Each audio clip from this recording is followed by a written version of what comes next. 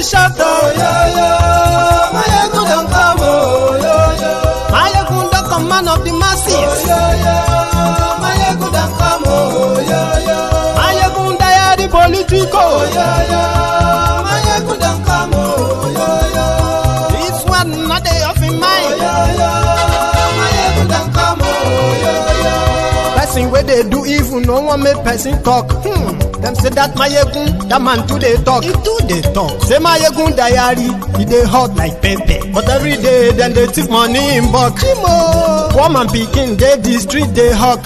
Still them talk say, make we no talk. But thank God say, Mayegun don't come. So my people make you laugh. Oh yo yo, Mayegun don't come. Oh yo yo, my people make you shout. Oh yo yo, Mayegun don't come. Oh yo yo. Mayegun da come, man of the masses. Oh yo yo, Mayegun da come. Oh yo yo.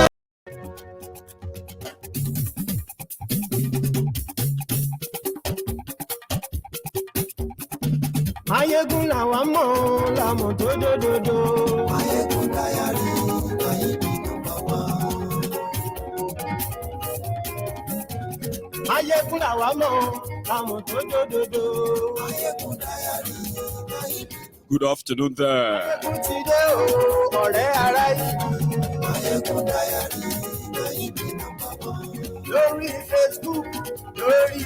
Good evening to you.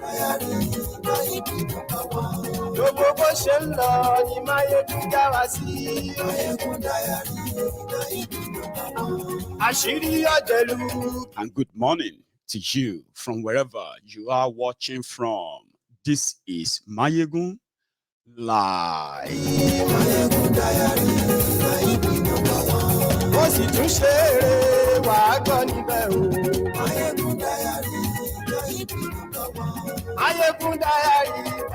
politico.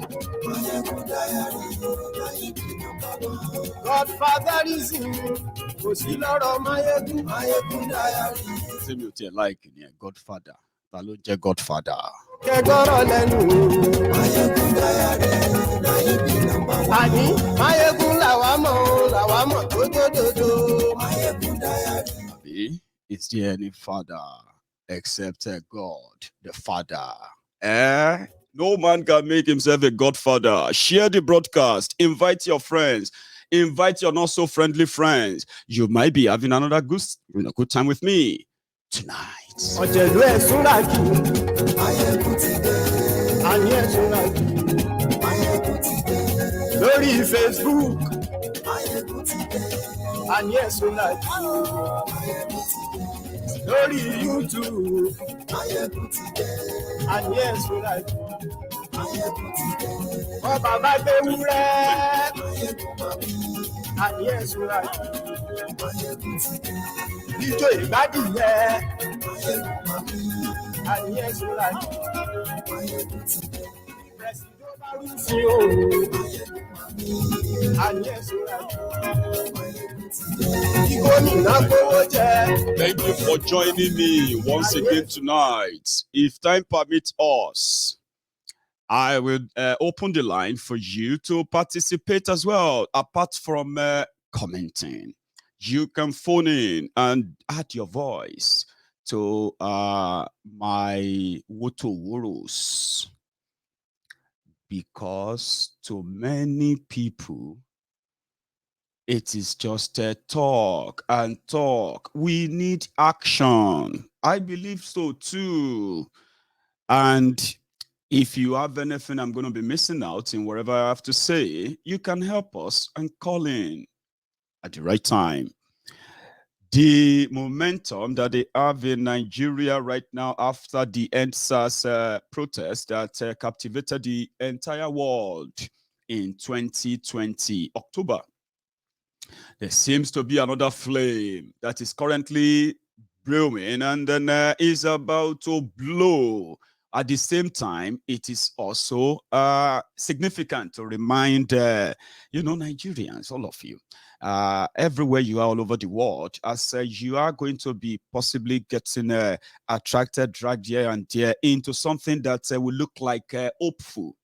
something that will look like maybe we should have this. I have already been reading out there where people are saying that if Nigeria misses it in 2023, then it is purely over. It definitely is going to be the entire end of Nigeria. I have heard worse, and I bet I'm still going to hear more on things that will kind of, what's it they call them? It will kind of elate you, will make you feel hopeful again for Nigeria. That moment is where you are now.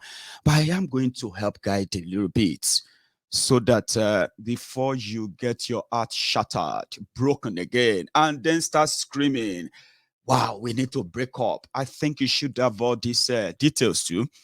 Maybe you would never have to be dragged into something that is meant to never be. I'll tell you. What they are doing right now is that you have it out there among the young people mostly, the quest for a better, according to them, for a better Nigeria. And Peter Obi is coming. Peter Obi is the answer because Peter Obi promised them economic revival, job opportunities, stop Nigeria from consumption to production. And let me tell you something. Today, these young people all over Nigeria decided to start they actually did. They did a 1 million man march for Peter Obi.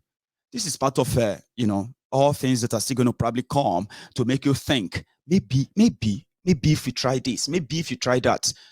Now, this is going to be the time where you are going to be taken away from most of the realities. For those of you who are going to allow yourself to anyway.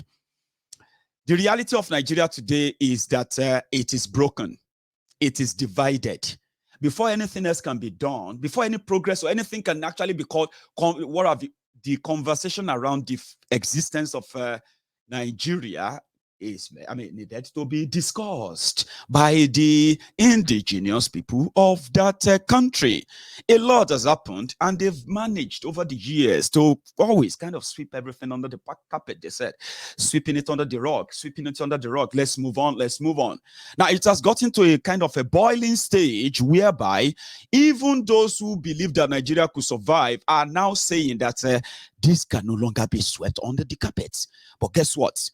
As the typical Nigerians, they are creating hope in an hopeless situation, forgetting the obvious, only for them probably to come back and say, man, now they agree that Nigeria can't work. Now I have told you, but I'm just going to remind you, Peter Obi will do nothing. But this is how I'm going to put it. The reason why Nigeria is so divided is that some Nigerians are more Nigerians than the other. And this is not even in saying, it is in doing. Some Nigerians are more Nigerians than the other. So in this regard, power is the only advantage that you can actually say as as a people of this religion, as a people of this tribe, as a people of this region, well, I have a connection to power, which never benefits anyone in the first place. So in that sense, there was never anything called national cohesion. Okay, there was never anything called Nigeria dream or Nigeria project. And when you want to say a dream has to be something that's collective, like for everybody, where you can key in. There's nothing like that in Nigeria. So it is power and the struggle for it. Okay, so the connection there, which I said that never benefited anyone, has now made those who are seeking that power, right, to continue to ride on Miami turn by turn Nigeria Limited. Now, if we should now go with that template of a turn by turn Nigeria Limited, and may everybody who join hand at the national level, wreck the whole thing, and possibly just call it a day, then why can't an Igbo man be president? Remember, there's a conversation that started this. Why can't an Igbo man be president? Others have told us why, and we realize that in their own defense of why an Igbo man can't be president, they exposed the fraud, the lie, and the deceit called One Nigeria. It's completely defeated. So this argument, right, is one of the reasons why many have said Peter Obi can never be president. The sentiment unwritten is there, it's out there. So it became for Peter Obi, an Igbo man, a Biafran, a former governor of a state, an economist, what's it they call them? Financial investor. What's it they call them again? These people that get, help you invest your money and all of that. He's a banker with the track record. Now, if you now put him, for example, it's not just him. There are many other Igbos who are running in APC, who are running in PDP. One of the reasons, one of the expose of this 21st century in this generation of young people from Nigeria is that there is no truth in one Nigeria. The lies about it, and now for those to now say, oh, there is true one Nigeria, there's one Nigeria. People are now saying, how come it is so difficult for them to agree that now that the country has been torn apart, and the country is sinking enough that people are just waiting for the day of the day of reckoning, so to say, which is actually upon us, by the way. So how come it is becoming so difficult? They said, no, he cannot win elections. Nobody will vote for Igbo man as president. Why? Because they are afraid that they may break away. They may declare their republic and all of that. Even though those who are actually who are running to be president of Nigeria from Igbo land, they have always been pro-Nigeria. Somehow they have been, they have been rewarded handsomely so far by Nigeria. You know what I mean? So how come that those who have from other regions, Yoruba and every other place, Hausa, Fulani, and every other land that regions in Nigeria, how come it is so difficult for them to trust their own friends who are also elite, one Nigerians? It is just to put it, to the lies of one Nigeria. However, after the defeat of the revolution by the young people in 2020, demanding for the better government and the responsible government in Nigeria, which led to the onslaught. I'm talking about a state-sponsored massacre of these young protesters. This seems to be another time that the young people are again. Meanwhile, there was this mistake. Let me tell you that. When the young people came together in 2020, October, in Nigeria, even outside Nigeria, some of us who are outside Nigeria, who thought that we could give them the moral booster, tell them that they should never back down. When they came out, they said they were protesting against police brutality, remember? But it was when the protest started, that many other things, grievances, abuses, and other disappointment of young Nigerians in their country, in their government, in their politician, in the entire system came to light. And that was what scared Boko Haram and gang at the time. If you remember, Boko Haram and gang said they wanted to topple him. He said the youth of Nigeria wanted to overthrow him. That's why he called the military. Guess what? The young people who came out that time were so kind of, vexated, or sort of were suffering from the PTSD of we don't want leader, we don't have leader, we don't have leader. But guys, behind the scene, there were those who are self-made leaders in that protest at the time.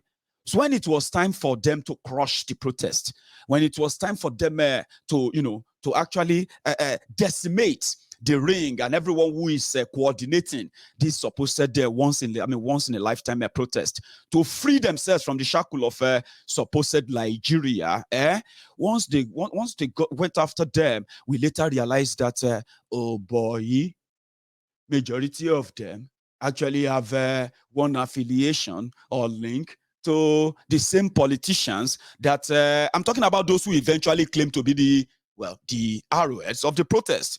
We don't have leader, we don't have leadership. Missed priority, or let me say misplaced priority, missed opportunity. That was 2 years ago, nearly 2 years ago. So another misplaced priority of the young people who are missing something here is this.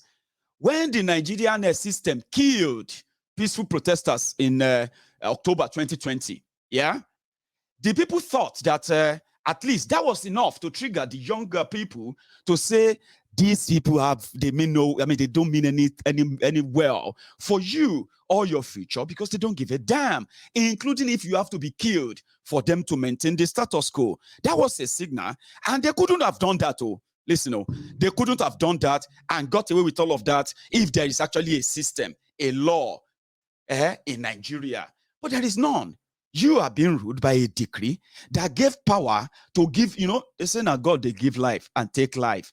The Nigerian government and Nigerian politicians, they have assumed that same power. They can take your life anytime, and they can give you your life back anytime. Yes, they can nearly snuff your life out of you at the tip of it going out, and they can give it back to you. And that can make you feel so grateful that it didn't kill you, because you see others that are slaughtered, no justice, no record, no nothing. And guess what? Their killers will always be rewarded. Now, that's the template that you saw, but you possibly overlooked. Now, just like as well in 2015, they are now mobilizing and, like a snake, they call them, what do they call it? A snake venom merchant or something. They are now telling you what Peter Obi would do. But before I even get to that, the young people now, they are contributing money, they are mobilizing, and they are doing a lot of things. Awareness, rallies, including 1 million man march. Guess what? What they were demanding? They were demanding for PDP. People destroy people, or people destroying people. That if you want us to give you opportunity, you have to give that ticket to Peter Obi. Something that could probably mean that, that's solid. He's got organic followers. Oh, amazing. The youth in Nigeria who gathered to scream change in 2015. And don't be deceived, though. The youth who campaigned for change regretted a year later, but they couldn't reverse it, including the youth who saw the same PDP, people destroy people, criminals, who teamed up with the CPC, Boko Haram, ACN, Tifnumbu to bring about the jihadists who have not only wrecked Nigeria, they have also put Nigeria on a terminal leave, having a terminal passage, just something that is living on a droplet of blood transfusion. The only thing keeping Nigeria together after you made your mistake in 2015 is the blood of the innocent that they are killing to prove to you that Nigeria still exists.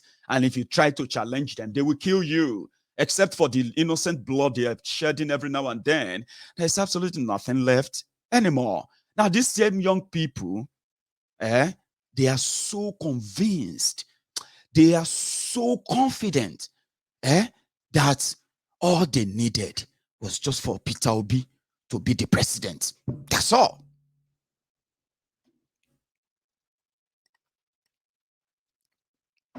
Once Peter Obi is president,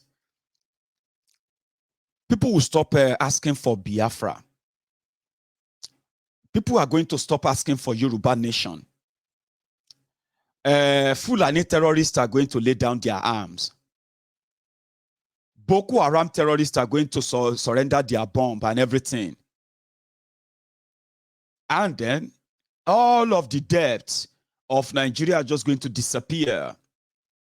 And also, don't forget, your Naira will suddenly improve. All they need is just for PDP to make Peter Obi the candidate, and they will do the rest of the work.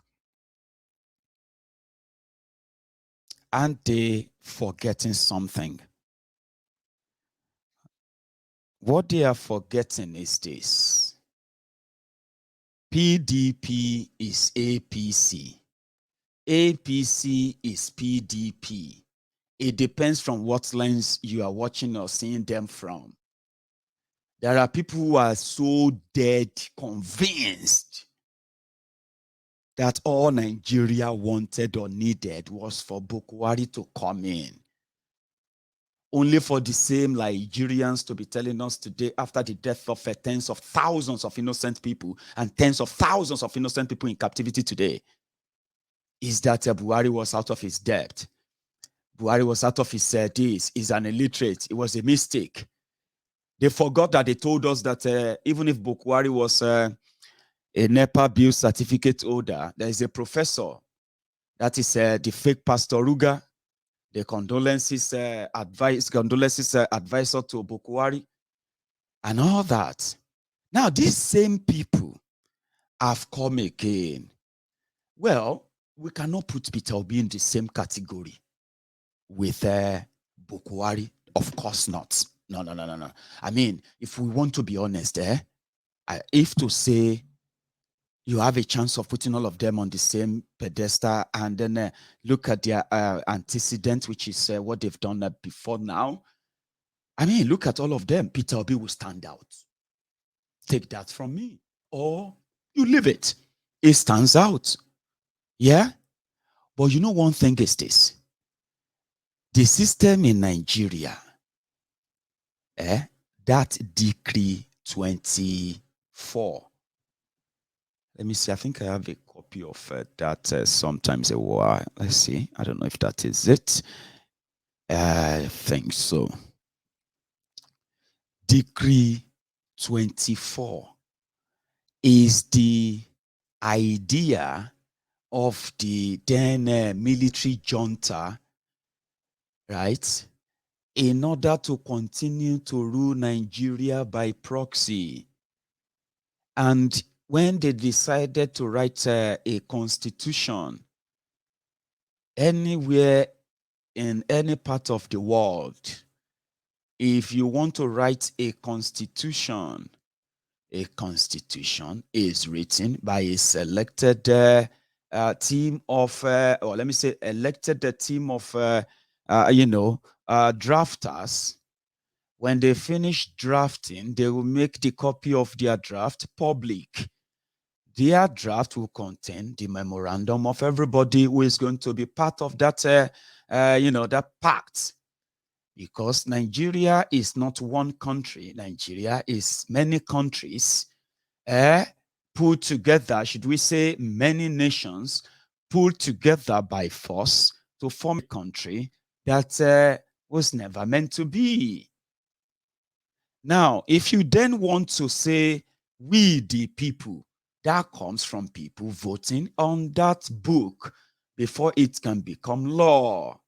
Therefore, anything that comes out of, anything that comes out of it is going to be the dictates of the people. That's why they say, we the people, whenever you open a constitution anywhere. But in Nigeria, military juntas used Decree 24 of 1999, changed the cover, and they called it 1999 Constitution. Right? Inside it is the entire reason why Nigeria is not working. Nigeria will never work. And even if you bring Obama, bring any of your best presidents in the world or leader in the world, bring them to Nigeria. If they want to do anything, if they want to make a difference, if they want people to live in peace, if they want this progress to be real, they will tell you, if you have a copy of Nigeria 1999 Constitution at home, as amended or whatever trash they call it, you will burn it. Do you understand that now? Anyone who is who has a good intention, anyone who is telling you that they have something to fix in Nigeria, they have something to offer Nigeria, they are not going to be talking about economy because it doesn't make any sense. They are not going to be talking about security because it doesn't make any sense. You know what I mean? They can't promise you anything because they won't make any jack sense. As long as what they are going to use to rule and make sure the institutions that are going to ensure that law and order is in place, and at the same time, criminals are punished when they commit crimes, and indeed, people should choose if they want to still be together or not. All of these are factors that they are telling you to ignore. Just go for one man, just one person. Same thing they told you 7 years ago. Some of you tried it. Some of you are still alive today. You never remained the same since then. Some of you have become poorer. Some of you have left Nigeria. Some of you are dead. So choice sometimes made on hopeless false hope is no other thing than self-destruction, suicidal. That's exactly what it is. Every time somebody comes to you that they have a solution, they know how to make Nigerians work together. Nigerians need good governance. You don't get good governance from thin air. Now, let me make you understand what I mean by that. Nigeria is a country that is falsely presented to the rest of the world as one big, giant African country. And the reason why they use giant is simply because of the population. Nigeria is not even one of the, it's not even top 3 biggest countries in Africa, so to say. But it's the number. By population, Nigeria is the biggest. By economy, Nigeria is also the biggest. And there are many factors that get into that. It could have been greater. It could have been the United States of Africa. Nigeria could have been one. When you say United States of Africa, where people agreed to come together, like the people in the US. The United States of America fought war, which they called the Civil War, which finally cemented different amendments, First Amendment, Second Amendment, Third Amendment, 10th, all those amendments that that specifically addressed key issues that concerns every component of what is today's United States of America. So in Nigeria, through the force of the barriers of gun, through the manipulation of religion, and through the force of, death, as most of the time, bloodshed, we were forced together to believe that we can never be apart. Even when this togetherness, it seems to never be a blessing, but a curse. Yeah? They continue to tell us that we should be together, but that is actually not what it should be. Now, componentally, Nigeria is like a first one country, yeah, with 2 laws. And what does that mean? There is a section of the country who doesn't believe wholeheartedly in the general constitution of the country, 1999 constitution. I'm talking about the same constitution they will use to convict me of any bogus, ridiculous charges, even if those laws never, ever reflect today's reality or today's society, the 21st century of good governance, so to say, anymore. Archaic, as they will call them. But at the same time, there is a section of the country ruled by Sharia. I am talking about a country that if you hear Nigeria, you are possibly never going to say is an Islamic country. Now, that's part of the confusion, something they never want to talk about. The confusion of you knowing that if you move from this segment of the country, these are not written in their constitution. If you move from this segment of the country, to that part of the country, there are these laws. They are unwritten. They are religious. You can't violate them. You can get killed you will be killed for violating them. This is not like you can. You will be killed. And you can even though you are a Nigerian, you are not protected by the fraudulent 1999 constitution because it protects the interest of the gatekeepers of Nigeria, something that said every resources in Nigeria, every revenue that comes from those resources should go to the center.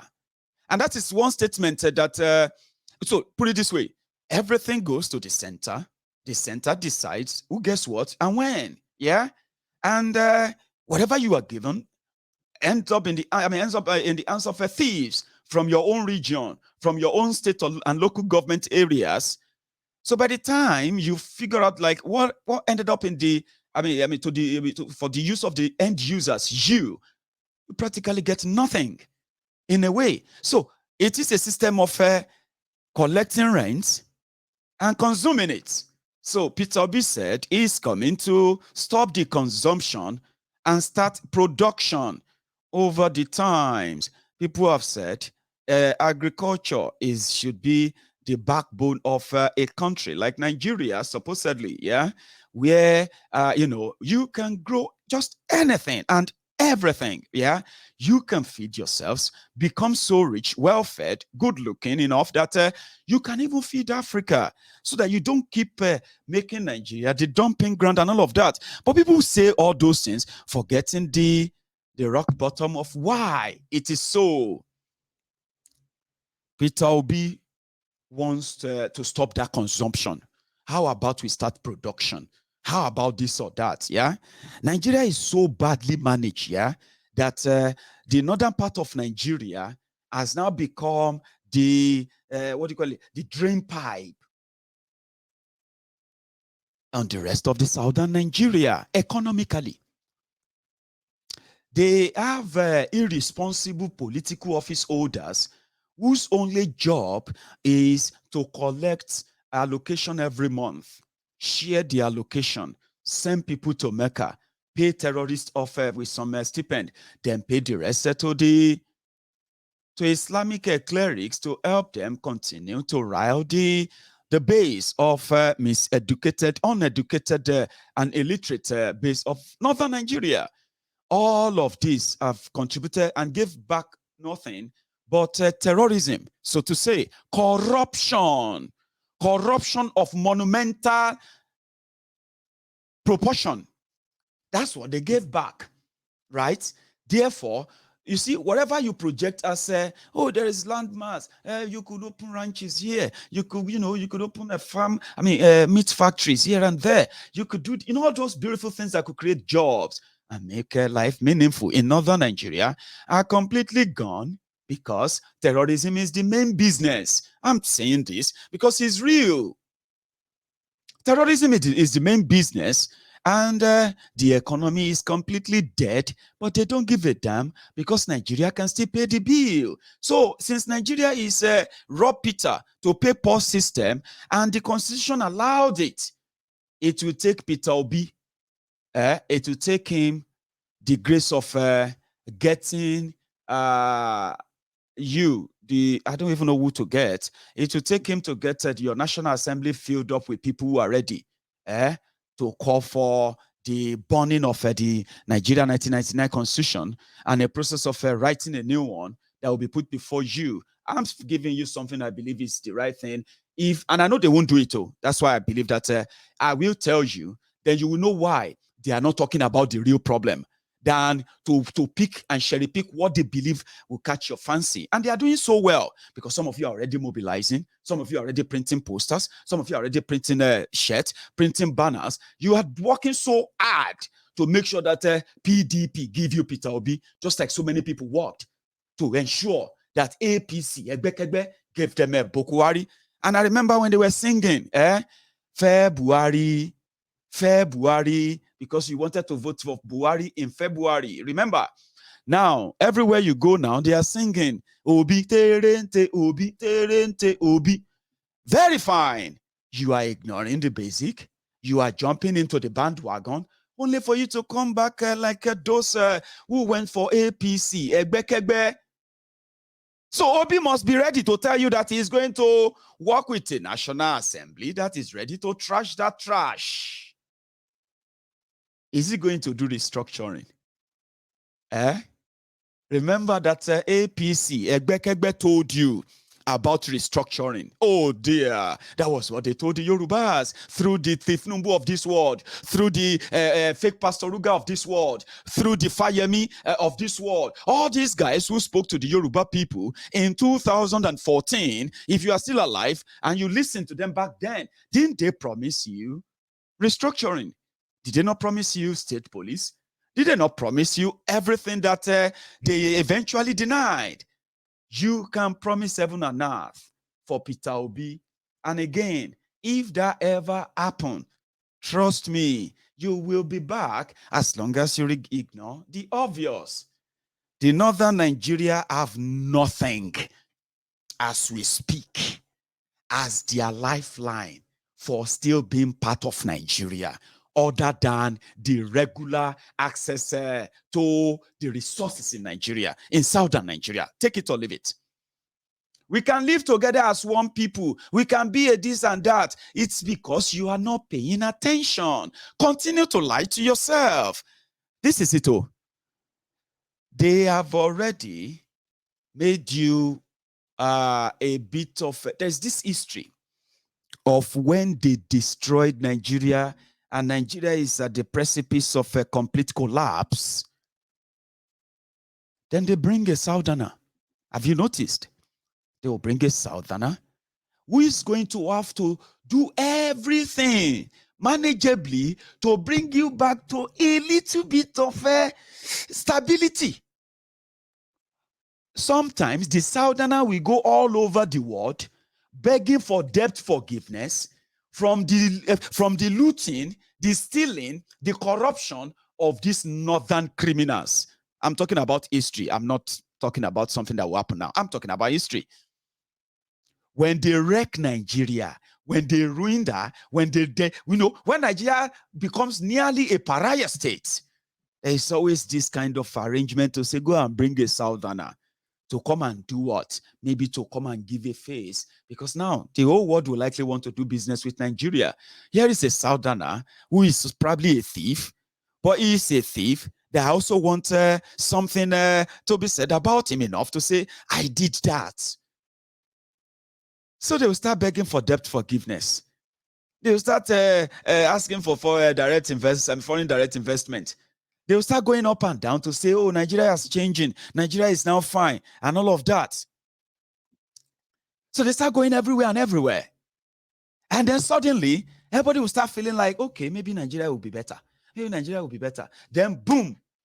Hey, the North must be, the northern Nigeria must be, because you know what? For Nigeria to be better, to even have anything close to it at all, you have to what? You have to break it up. Breaking up Nigeria starts from when they mention that restructuring, which they will never do. You know why they will never do restructuring? Restructuring is breakup of Nigeria. Something that some of you who love to use big words, you think you can deceive them from northern Nigeria. Nigeria is the only thing they have. And the reason why it is the only thing they have is because they structured it in a way that it will continue to serve their greed, their insatiable greed, which they always love to hide behind religion. Alaji, that Alaji na billionaire, that Alaji, they know how to, they have shared everything that needed to be shared in Nigeria. So if you restructure Nigeria, you are going to make all this Alaji in the north. You are going to reduce all of their fraudulent billionaires, quota system billionaires who have no job, they have no business, they have no nothing. Nigeria is the ticket. It's like their meal ticket, their feeding bottle. They control they control the oil rigs. So, and they also control the stealing of your oil. They control your central bank. They control your financial system in such a way that if you restructure Nigeria, as they are saying, you have broken up Nigeria. So you are speaking grammar. We need to restructure. We need to. They know what it means. To restructure means may everybody carry your cross. It simply means nobody will go to Abuja to collect money again. Trust me. If you restructure Nigeria, nobody will be interested in being Nigeria president other than just for the ceremonial sake. I want to be sitting with the world. It will no longer be attractive. Let me tell you what are those things in when they say restructure and all of that. Because some of them don't mention them now. Though Peter Obi is yet to mention restructuring. Peter Obi is even yet to mention something about Biafra. which is one of the things that Nigeria continue to deny, and Nigeria is yet to have a closure. If you don't have a closure on Biafra, you are deceiving yourselves if you think Nigeria will exist any much longer. It's a matter of time. Now, these aspirants are being careful. They are cherry picking things they want to talk about because they don't want to offend the base or that other base. But you see, when they restructure, when you restructure, it simply means if the southern Nigeria or any part of Nigeria says we don't want cows on our streets, there will be no imam or sheikh or anywhere from anywhere tagging the insecurity that led to such decision, tagging it on your dislike for the North. You won't care anymore. So it means that, you see, what you call federal government, federal, is the fraud. So what you call the federal government will no longer have anything to say about your resources from your regions. Federal or whatever nonsense, they have no say again on how you develop them. The federal nonsense have no say in how you choose to defend yourselves, protect yourselves from your own different territories. The federal government nonsense will have no say in how you rule yourself. And you know what? The only thing federal government is all about is to see that at least Nigeria is still one. They are still having Nigeria.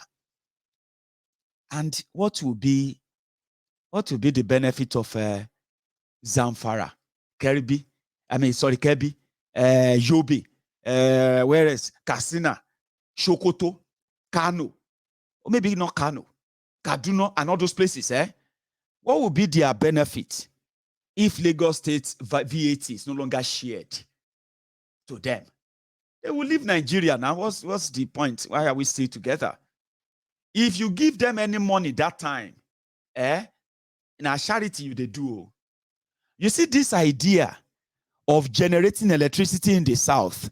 They're running electric cable from southern Nigeria straight up to the northern Nigeria just because they want to power hamlets, huts, in the villages and everywhere, while your own industries, your factories, your businesses in southern Nigeria continue to suffer epileptic power supply.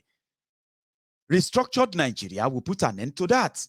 In fact, if you join themselves, go cut all those cables waiting at the call national grid. You cut everything off, waiting the national grid.